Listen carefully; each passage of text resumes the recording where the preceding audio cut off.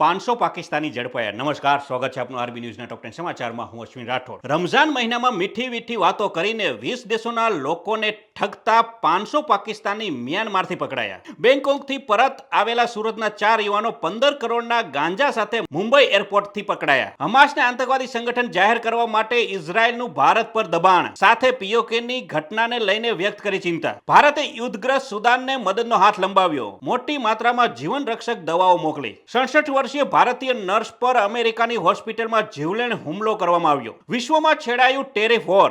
America સામે ચીન, Mexico અને કેનેડાએ વળતા ટેરિફ ઝીક્યા. જાન્યુઆરીમાં ભારતમાં ક્રેડિટ કાર્ડનો ખર્ચ 14% વધીને 1.84 લાખ કરોડ થયો. એક રિપોર્ટ પ્રમાણે ગુજરાતમાં દારૂબંધી હોવા છતાં દર 4 સેકન્ડે એક દારૂની બોટલ પકડાય છે. રાજ્યમાં છેલ્લા 2 વર્ષમાં 265 સિંહ અને 456 દીપડાના મૃત્યુ થયા. સરકારે વિધાનસભામાં આપી માહિતી, જે ચિંતાનો વિષય. ગુજરાતમાં યુસીસી લાગુ કરવા માટે રચાયેલી કમિટીની ગાંધીનગરમાં પ્રથમ બેઠક મળી. સૂચનો માટે પોર્ટલ લોન્ચ કર્યું. તો આ તારના ટોપ 10 ન્યૂઝ અને હું હતો આપની સાથે અશ્વિન રાઠોડ. જય હિન્દ, જય ભારત.